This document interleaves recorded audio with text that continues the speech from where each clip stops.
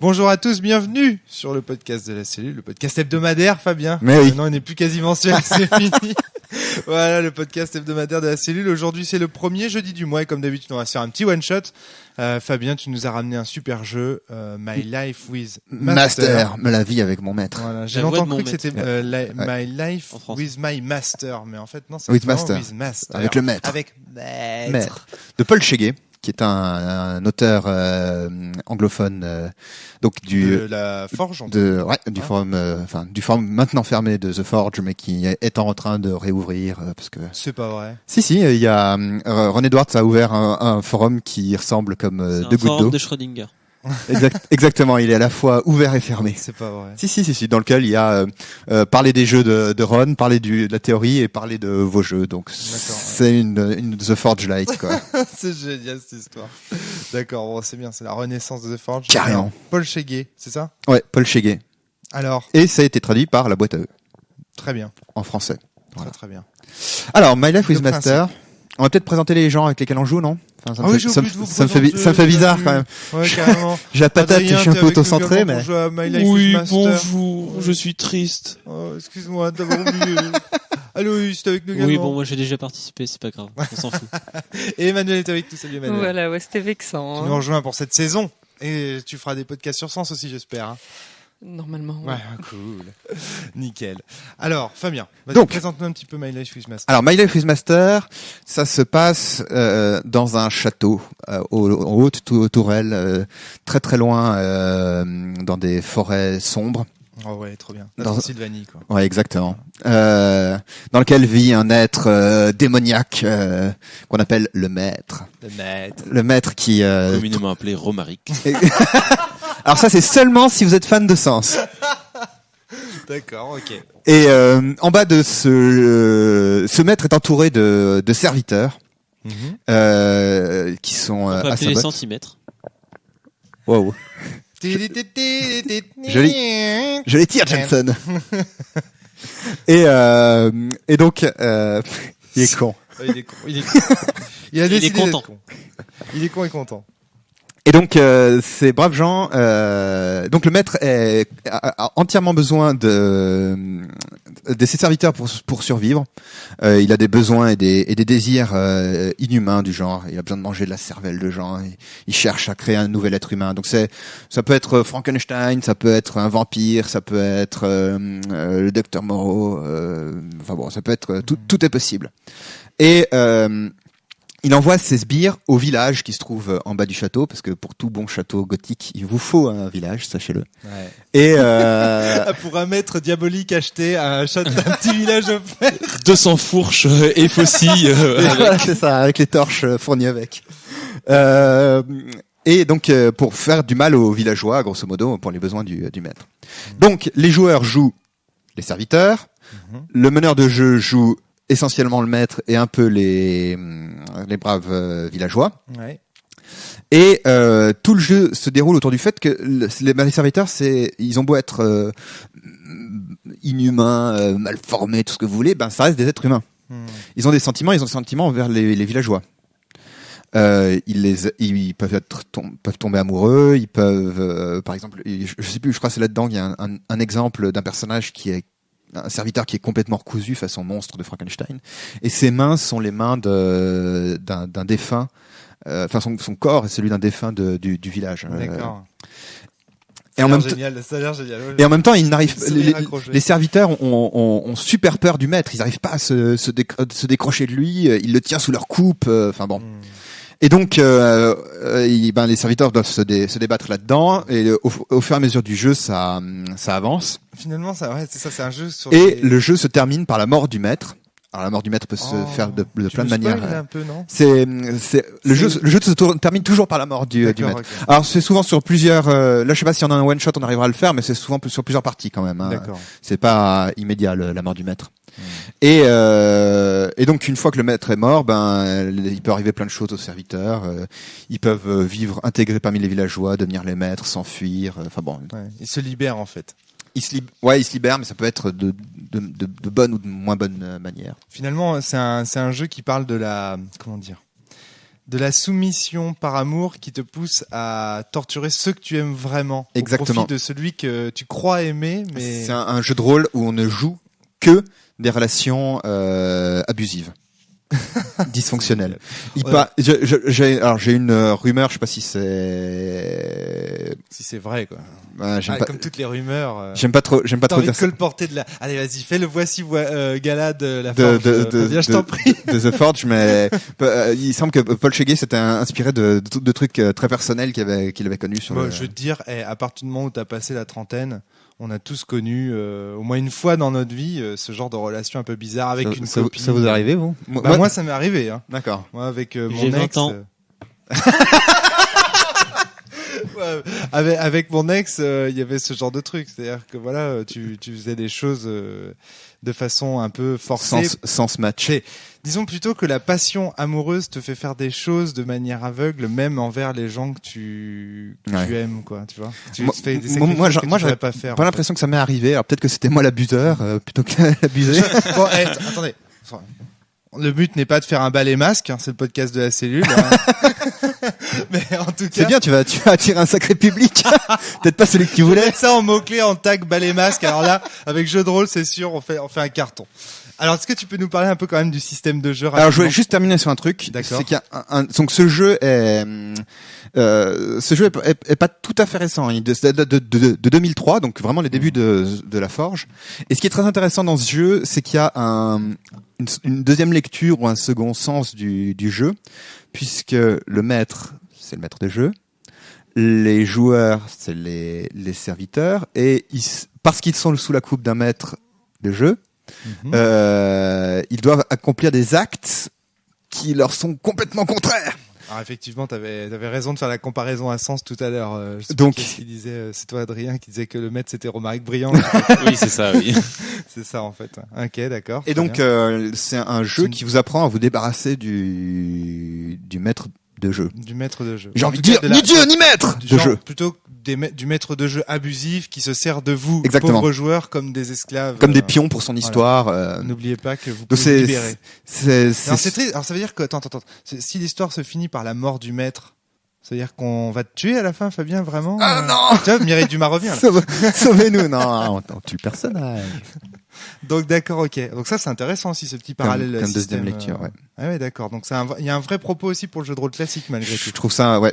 Je trouve ça vachement. Quelle intelligence, Monsieur Cheguet. Quelle oui. intelligence. D'accord. Et au niveau du système, il y a des dés, il y a C'est- pas de oui, dés, alors il y a des dés, c'est des D4.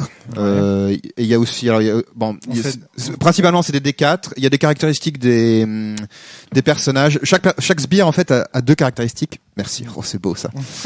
Qui sont dégoût de soi et lassitude.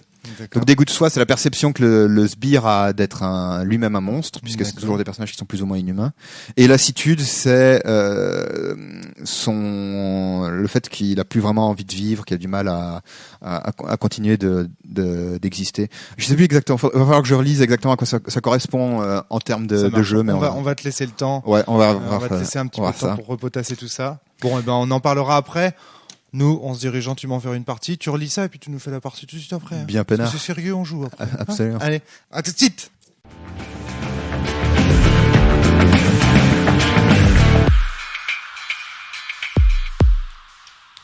Bon, faut croire que Romaric a été appelé par Sens pour un grand projet.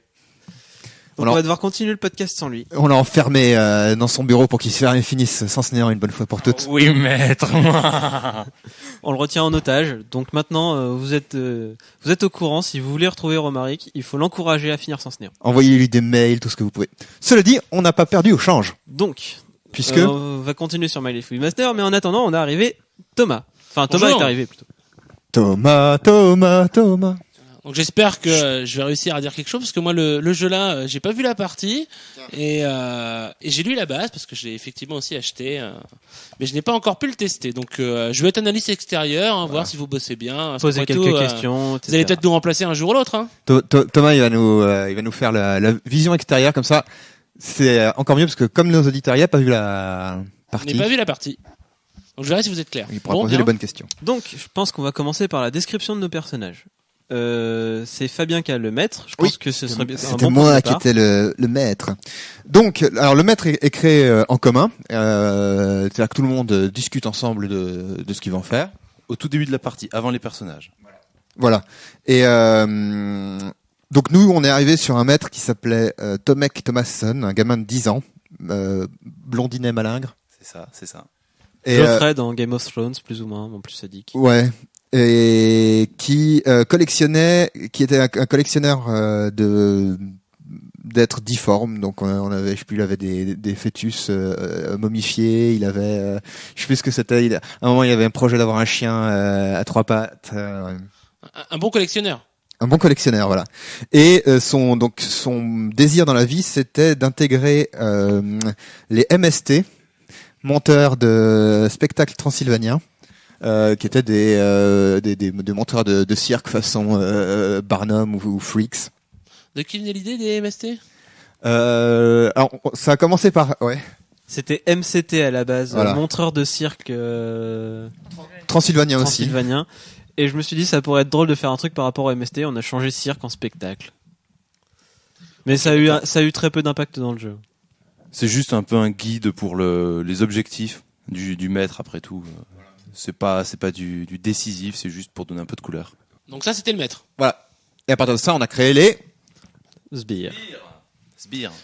Les sbires, les servants, les sous-merdes, qui se définissent par rapport au maître. C'est pour ça qu'elles sont créées après. Je pense pas qu'il y ait moyen Ouais. de le faire dans l'autre sens. Effectivement. Mais on D'accord, c'est-à-dire reviendra. que dans un premier temps, vous avez d'abord créé le maître. En fonction des aspirations que vous avez eues pour le maître, vous êtes inspiré pour faire vos Voilà. sbires. Exactement.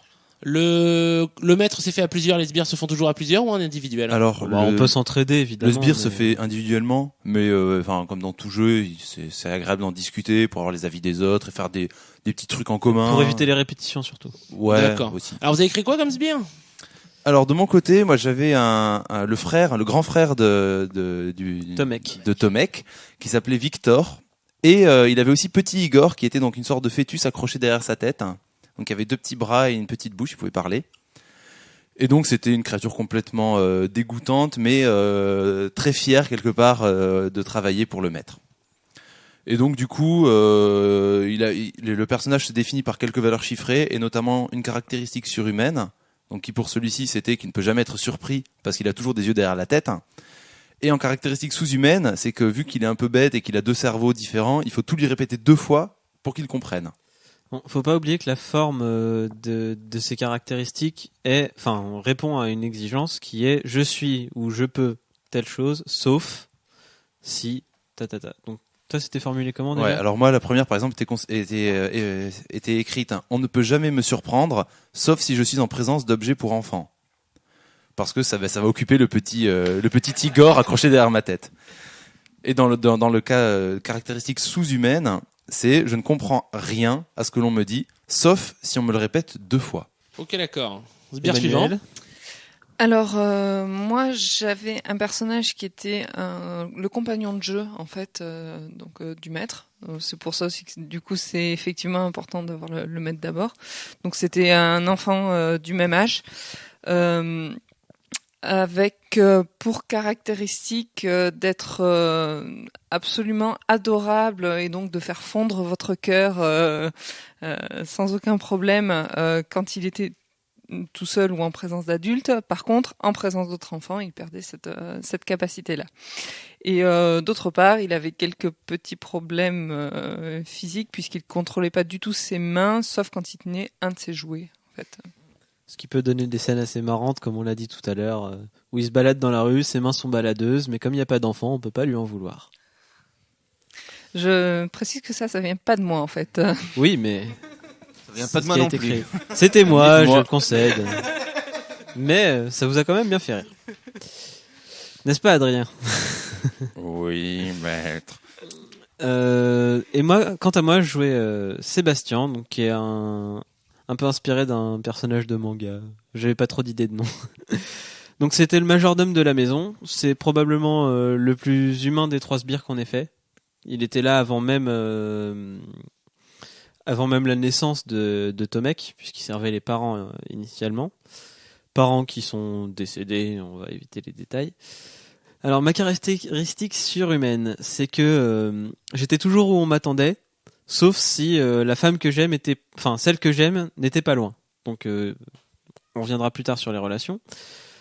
Et la caractéristique sous-humaine, c'est que je suis muet, sauf si j'ai bu du thé. Ce qui est un peu absurde au final, mais ça on y reviendra aussi.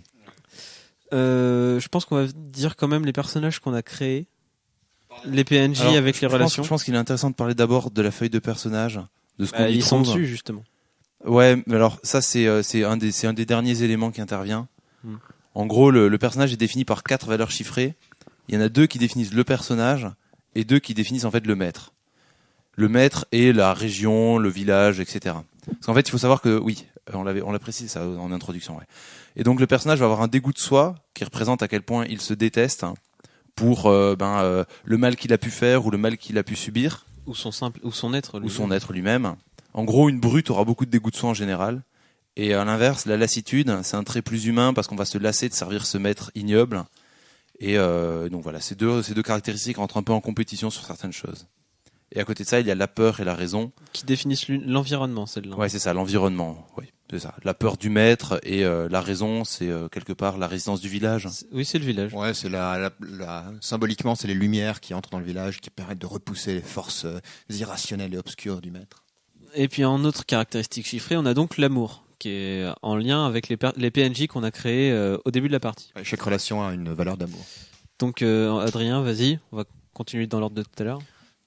Bon, c'est pas important de préciser tous les personnages. Il y a, en gros, chacun d'entre nous est relié à 1 ou 2 PNJ, et ça va permettre au maître d'avoir des prises sur nous et de nous mettre face à des situations en contradiction avec nos désirs. Par exemple, le maître va nous demander d'aller enlever le chien qui est un ami d'un des personnages.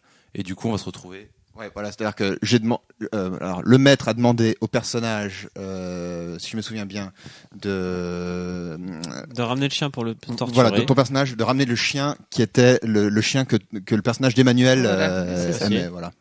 Donc pour créer des situations de dilemme dans lesquelles les sbires veulent faire, enfin le maître ordonne aux sbires de faire des trucs horribles. Alors là où l'amour est intéressant. Alors moi j'ai une question. Donc là, si j'ai bien compris, on rajoute sur la fiche donc de sbires des personnages que le maître va pouvoir utiliser pour mettre donc du conflit. C'est ça. D'accord. D'un point de vue du jeu, au niveau de l'impact, ça vous permet en fait de créer des scènes, ou c'est alors l'objectif du jeu de jouer là-dessus de façon à pouvoir créer des problématiques. Est-ce qu'il y a que ça ou est-ce qu'il y a d'autres choses? Les deux, mon capitaine.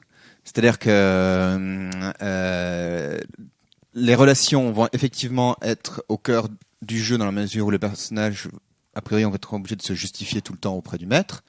Mais c'est la progression des différentes valeurs chiffrées des personnages, donc dégoût de soi, lassitude, amour, peur, raison, qui va faire advenir certains événements, et notamment l'événement final qui est l'affrontement contre le maître pour le détruire. Parce que là, en fin de compte, si j'ai bien compris, quand tu as demandé à Loïs d'aller tuer le chien, d'aller le chercher, d'accord, d'aller le chercher.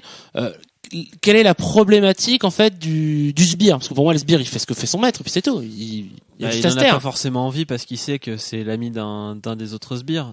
D'une part, il n'a pas envie de céder à ce maître, pas forcément envie de céder à ce maître, etc. C'est-à-dire que de base, dans le jeu, les sbires sont censés être soudés.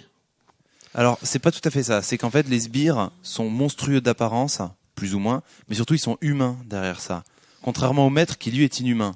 Le maître demande des choses absurdes, il va selon son agenda à lui, parce qu'il veut faire sa petite collection de monstres.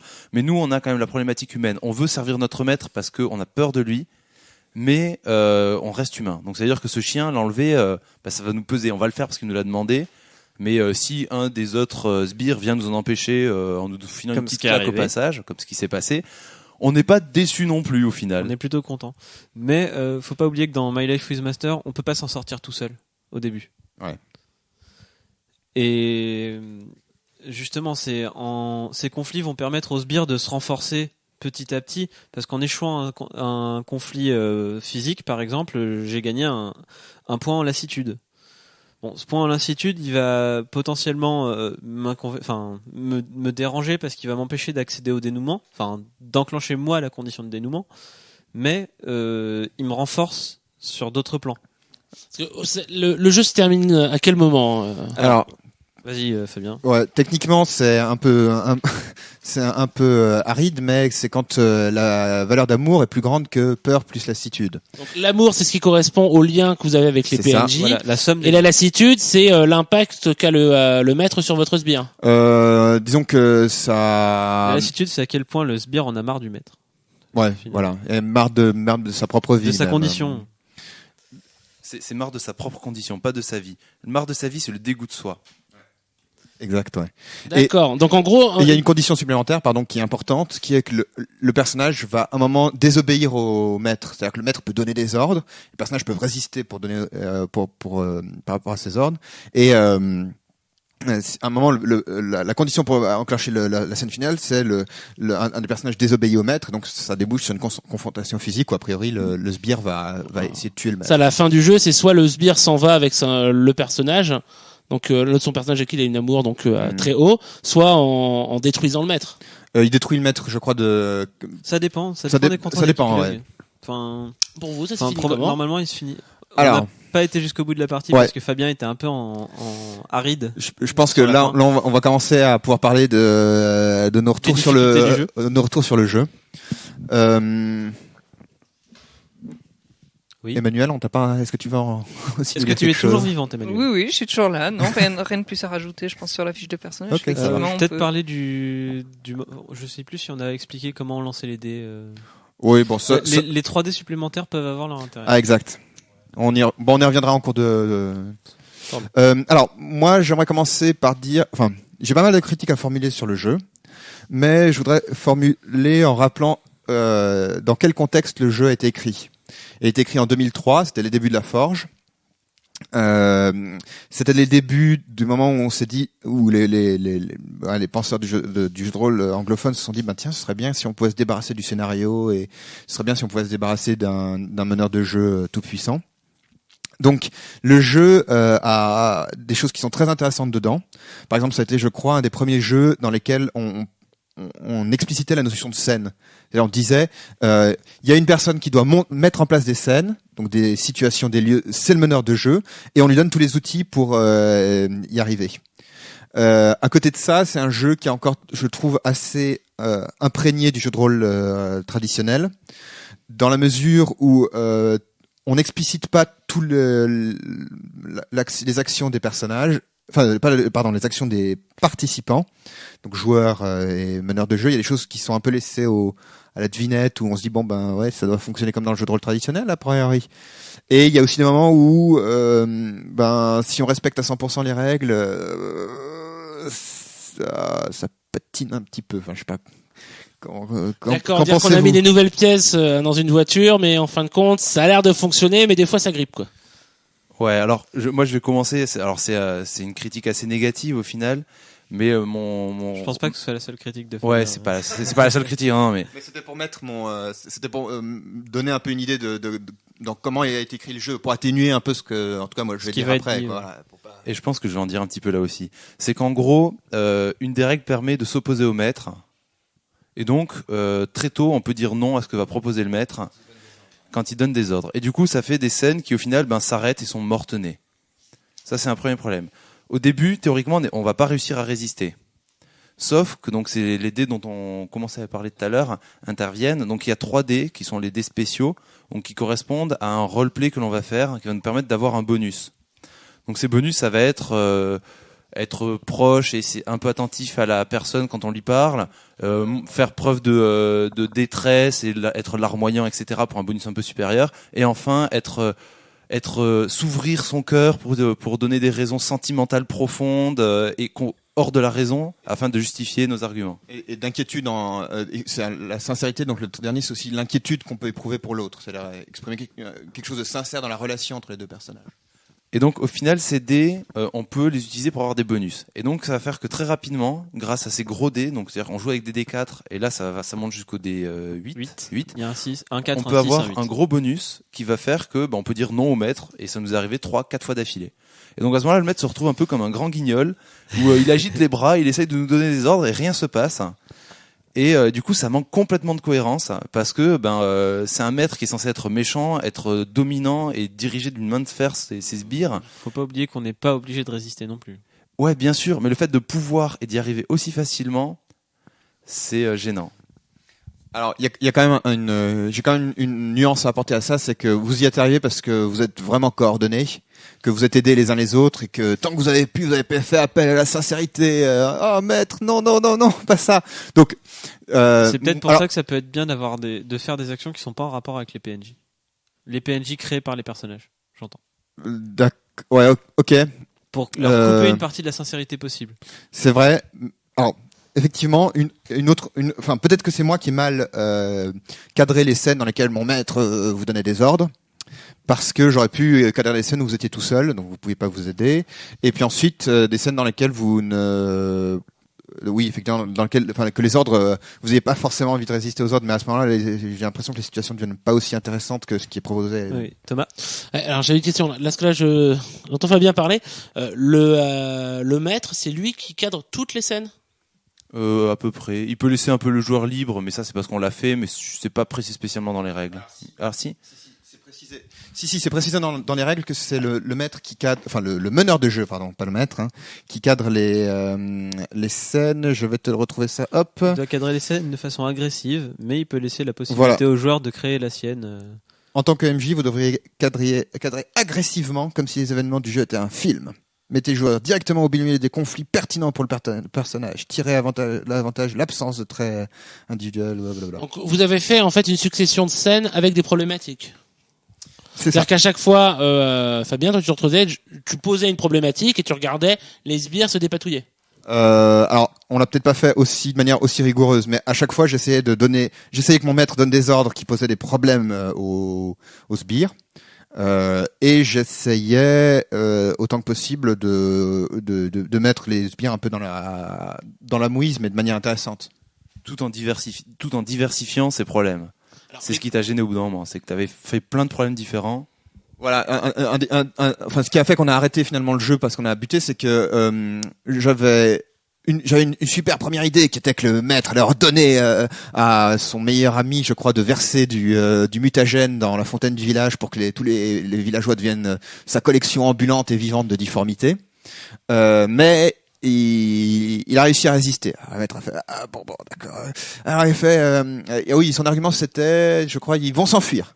C'est ça, c'est que si tout le monde est pas content, il y aura plus de villageois avec lesquels jouer. Donc, Voilà. Alors ensuite le maître s'est tourné vers son frère. Ouais. Et il m'a demandé, t'as qu'à aller mettre des explosifs pour boucher toutes les routes et puis comme ça ils ne pourront pas s'enfuir. Puis à nouveau, j'ai pu me justifier, trouver une raison, faire appel à ses sentiments et surtout à son estomac parce que sinon voilà. Et du coup j'ai résisté et on n'a pas coupé les routes. Et du coup de fil en aiguille, tu t'es retrouvé sans aucune nouvelle idée. Voilà, je crois que j'ai encore une autre, j'ai une troisième idée qui était de dire à son majordome, on va faire une grande fête au château, on va garder tous les enfants, et comme ça, on gardera les gamins en otage et les villageois pourront pas se barrer. Et le majordome, après, a à nouveau résisté. Et là, je fais, les mecs, les guys, pardon, je commence à être un peu à sec d'idées. Alors là, je pense que justement, il y a un problème parce que au final, donc, t'as essayé de diversifier et c'est vrai qu'à chaque refus, finalement, t'as essayé de trouver une autre façon d'arriver à tes fins. Et en fait, moi, ce un peu à quoi je m'attendais, ne connaissant pas du tout le jeu et n'en ayant pas entendu parler avant, c'était que tu enchérisses comme ça à chaque refus, mais qu'on se retrouve, nous, de plus en plus menacés et qu'il y ait une espèce de gradation de la peur, en fait. Et en fait, j'ai pas l'impression que le système permette ça. Que le système l'encourage, ouais. Bon.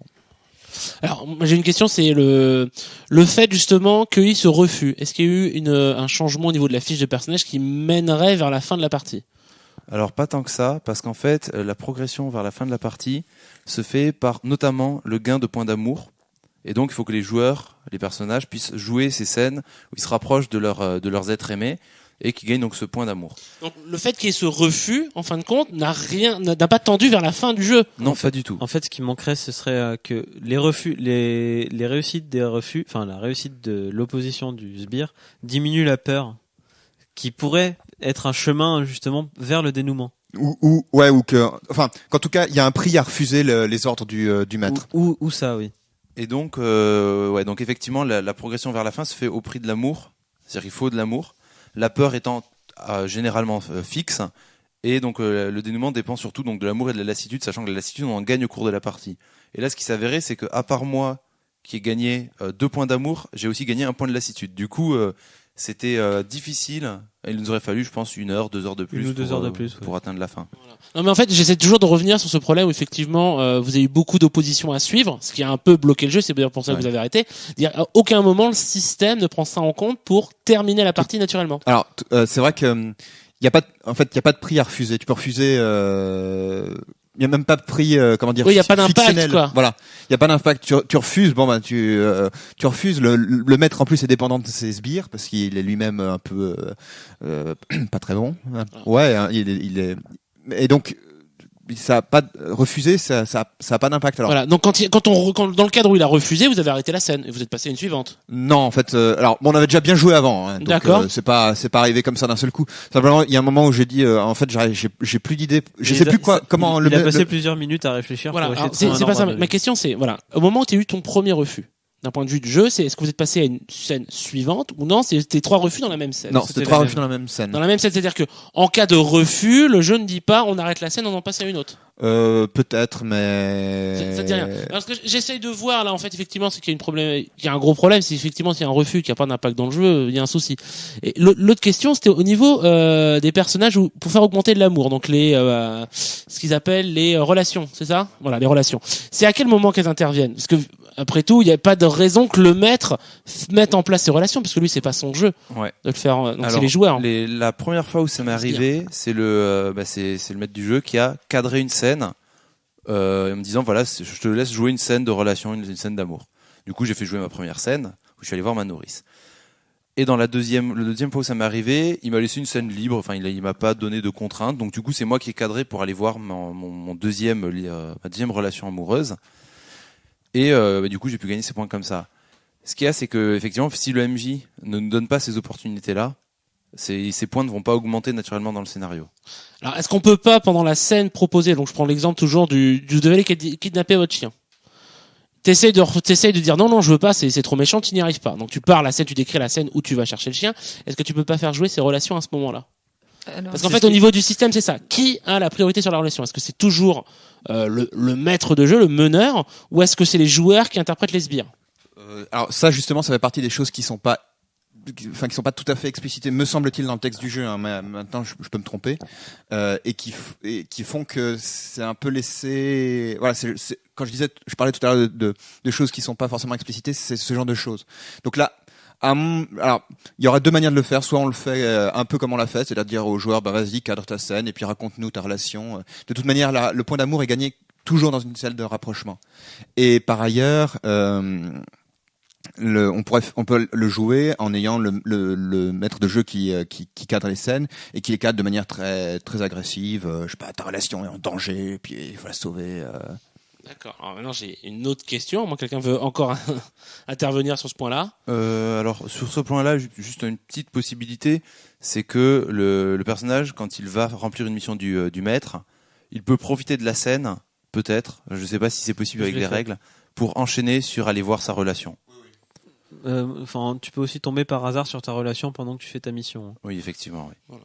Alors, moi, donc, la question, Fabien, est-ce que tu t'es amusé en tant que maître de jeu ? Parce que je suis en train de me demander qu'est-ce qui fait le maître de jeu, le meneur, à part juste la danser des scènes et regarder ce que font les sbires.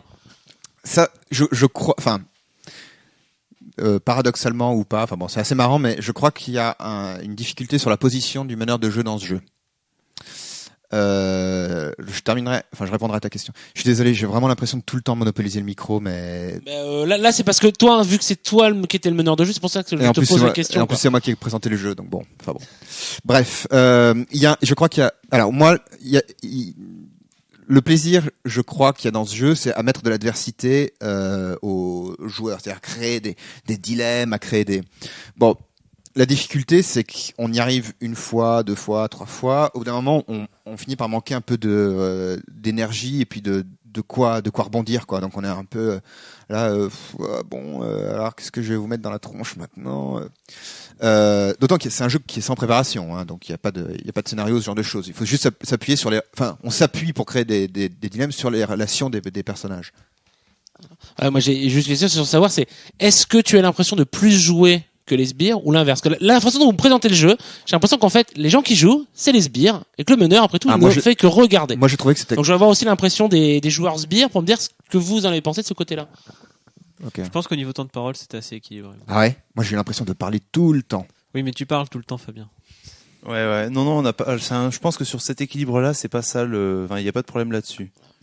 Aucun de vous n'a eu cette impression. Je dirais que la façon dont c'est décrit, j'ai l'impression qu'il y a quasiment que ce maître de jeu qui joue. Enfin, ça me rappelle un peu les descriptions peut-être un peu filochées, enfin un peu étirées que d'un jeu de rôle classique où on demande aux joueurs de faire le scénario, d'expliquer les résolutions des dés. Et donc en fin de compte, là cette fois-ci, au lieu que ce soit le meneur, au lieu que ce soit le meneur qui fait toute la partie dans ce que nous on appelle le jeu de rôle classique, dans ce jeu-là, on a fait l'inverse. En gros, se dire nous on en a marre de ces jeux de rôle-là, on va interférer. Pas du tout. Il reste très proche de la structure des jeux de rôle classiques. En fait. Ouais. Oui, c'est vraiment le meneur qui donne l'impulsion, mais derrière, effectivement, ça s'équilibre. Après, c'est peut-être aussi aux joueurs de plus dynamiser, de plus créer d'interactions. Moi, j'ai eu, ouais. C'est pas dit comme ça dans les règles, donc normalement la dynamisme et les interactions c'est quelque chose qui devrait être apporté par les règles, mais j'ai l'impression là ça marche à moitié. Et moi alors ce qui explique peut-être que moi j'ai l'impression d'avoir parlé tout le temps, c'est aussi le fait que j'ai j'ai trouvé que j'ai fourni beaucoup d'efforts pour la partie. Oui, parce que c'est un personnage qui te plaisait pas trop. Alors à jouer. Je crois qu'il y a d'une part il y a le fait qu'effectivement il fallait créer tout le temps des situations, et en plus je trouve que c'est difficile d'être méchant et de jouer en plus c'était un gamin colérique, donc c'était pas super ça t'allait bien gratifiant. Merci c'était un gamin colérique, donc c'était pas très agréable en fait je me rends compte que c'est très difficile de jouer des personnages inhumains, dans le sens où des personnages qui dégagent en permanence de l'énergie négative, qui sont méchants pour être méchants. Voilà. Il faut avoir une bonne raison pour être méchant. Alors là, justement, est-ce que c'est pas là que ça devient important d'avoir un objectif comme nous on l'a donné, qui est d'intégrer les MST et finalement, est-ce que ce truc-là, il faudrait pas en faire quelque chose de plus intéressant, au sens où quelque part, la façon dont la partie se déroule, c'est un peu comme si on lisait un recueil de nouvelles. C'est-à-dire, il y a plein de petits trucs qui font qu'à chaque fois, il faut apporter une nouveauté. Alors que si finalement, on crée... alors, c'est la joueuse de jeu de rôle extrêmement classique qui parle, là, j'avoue. Mais si on crée une ligne de fond plus importante et qui permette, en fait, à la fois aux sbires et à la fois aux maîtres de jongler autour pour essayer d'arriver à ses fins, pour que ça crée de l'événement, que ça crée éventuellement une limite temporelle à dire voilà, dans 3 jours il y a une commission des MST qui débarque et il faut qu'on soit au point. Voilà, enfin. Ouais, effectivement. Alors ça c'est le deuxième point que je reproche au jeu. Donc le MJ se retrouve à faire le guignol parce qu'on lui oppose des refus sans arrêt. Mais de notre côté, il y a un deuxième point de règle très important, c'est que quand il arrive à nous donner un ordre, si on est obligé d'y obéir. Donc en soi c'est bien jusqu'au prochain jet de dés. Et du coup ce qui se passe c'est que on a une opposition, on a un objectif, on va essayer de le remplir. Et là, un des autres sbires va venir pour nous faire cette opposition qui va nous proposer la possibilité de ne pas respecter l'ordre. Et du coup, à nouveau, c'est un ordre que l'on ne fait pas et l'histoire n'avance pas. Attendez, je repasse à... Alors, c'est là que je crois que c'est important que ce soit le meneur de jeu qui soit le seul à pouvoir cadrer des scènes.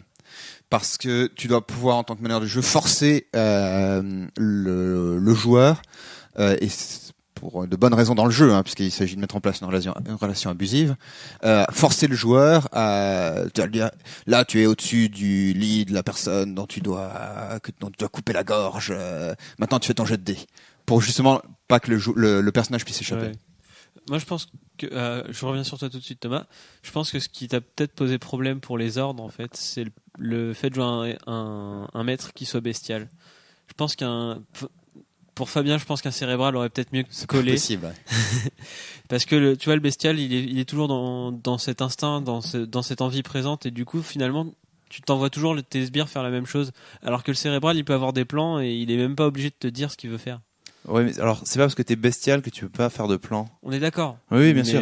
Mais en gros, voilà, en fait, celui-là, sur un môme de 10 ans, il va pas passer son temps à réfléchir, à faire je sais pas quoi. Bien sûr, mais c'est un petit peu quelque chose effectivement qui manque, c'est qu'il y a aucune action qui va durer longtemps dans ce jeu au final. Oui, c'est-à-dire que même une scène comme vient de le décrire Fabien, qui va être cadrée, t'as le couteau au-dessus de la personne que tu dois tuer, bah si je joue le jeu, bah je vais faire mon jet, je vais argumenter, je vais exprimer le fait que je vais peut-être pas le faire, on va faire le jet, et puis soit je le tue, soit je le tue pas.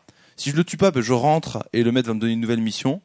Et si je réussis, ben je rentre et le maître du jeu va me donner une nouvelle mission. Au final, il n'y a pas d'enchaînement direct en fait. Dans l'histoire, on repart toujours du chef,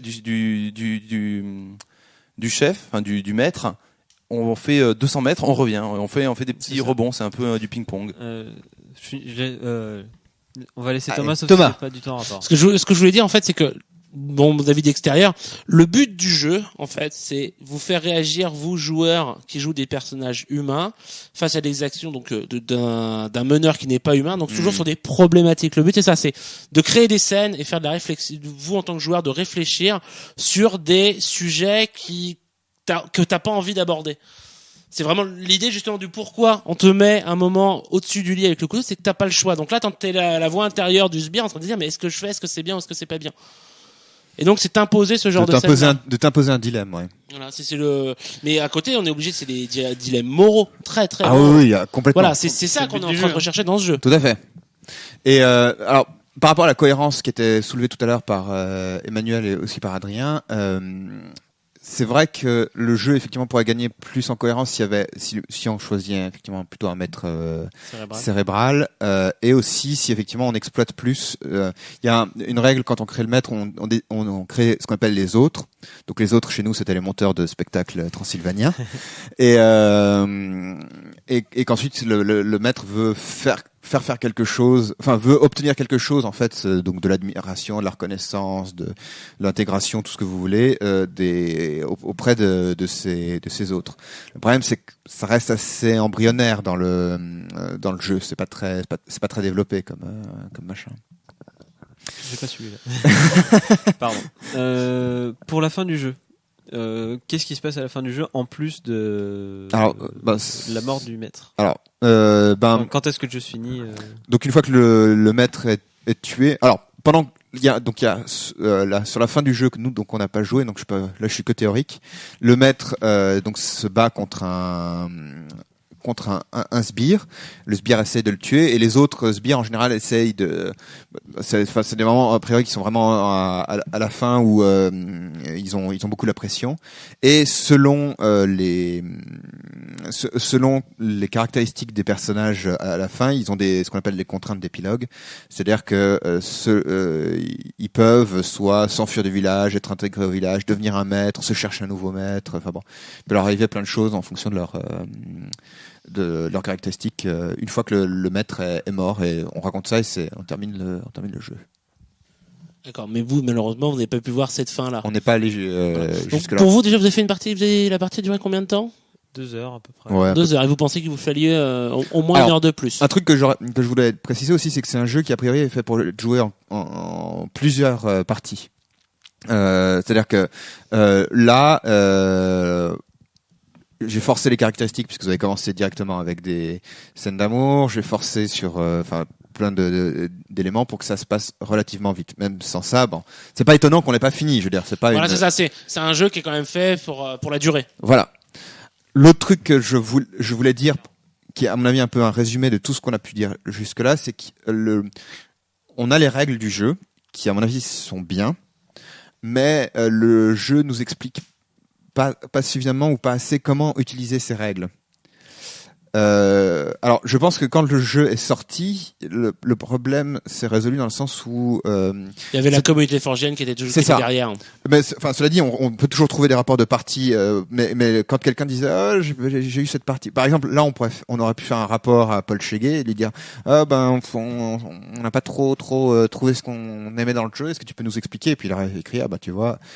Donc ça c'est un truc qu'on n'a pas, mais c'est à mon avis particulier à ce jeu. Hein. Beaucoup de jeux de The Forge que je connais sont des jeux qui expliquent comment on doit utiliser le jeu. Là, c'est pas oui, trop. C'est vrai que souvent les jeux issus là-bas, ils te donnent bien les mécanismes, parce que quand ils t'expliquent, on va dire juste les règles, au bout d'un moment, ils t'expliquent bien, bon, bah, pour pouvoir bien interpréter telle scène, Voilà. faites ci, faites ça, jouez là-dessus. Zombie Cinéma, c'est un peu la même chose, par exemple. C'est aussi un jeu. Alors, même Zombie Cinéma, c'est poussé à l'extrême. C'est-à-dire que il y a que les règles.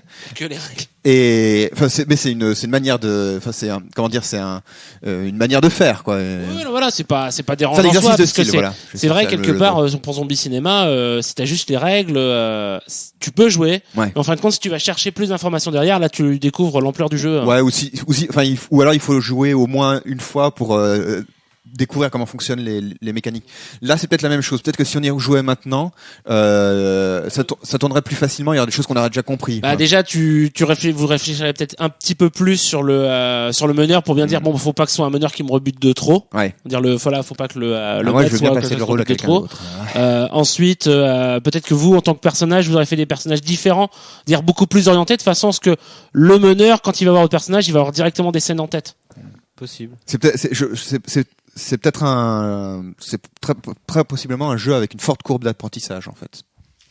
Là-dessus, je note quand même que la fiche de perso, elle est relativement succincte. Est-ce que justement, pour donner du jeu au meneur, il faudrait pas rajouter, alors même si ça va peut-être un peu à l'encontre de l'image qu'on se fait du sbire, mais des choses qu'il aime, des aspirations pour ses sbires, qui permettraient aussi, alors peut-être plus justement avec un maître cérébral, mais de manipuler un petit peu. Je suis pas sûr. Alors si on ferait une fiche de personnage plus grande pour le sbire, je suis pas sûr que ça rentre dans la couleur du jeu, puisque la façon dont est fait le jeu, en tout cas la façon dont moi je l'ai comprise, c'est le jeu, c'est le maître, le sbire. Après tout, lui, justement, il essaye d'avoir. Au départ, c'était rien du tout. C'est qu'un sbire, il essaye d'avoir une reconnaissance.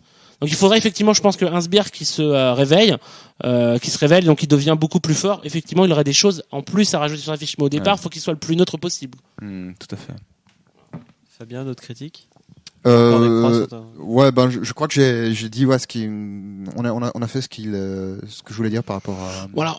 Donc on va juste faire un tour de table rapide. Donc en fin de compte, vos avis sur le jeu. Vous avez fait votre partie, est-ce que vous avez passé un beau moment? Oui, non. Est-ce que vous le conseillez? Oui, non. Fabien. Allez, c'est moi qui commence. C'est On parti. met les mains dans le cambouis. Moi, j'y rejouerais avec plaisir. Alors, c'était la première partie que j'ai jouée en tant que maître. J'avais déjà joué, mais en tant que sbire. En tant que sbire. Et ça s'était mieux passé ou pas? Oui, c'était aussi parce que la personne qui jouait le maître est plus d'expérience. Non, c'est Adrien dit méchant là. Voilà. Son rôle lui allait très bien. Mais lui, il adore l'adversité et c'était assez jouissif parce que lui-même, il prenait beaucoup de plaisir.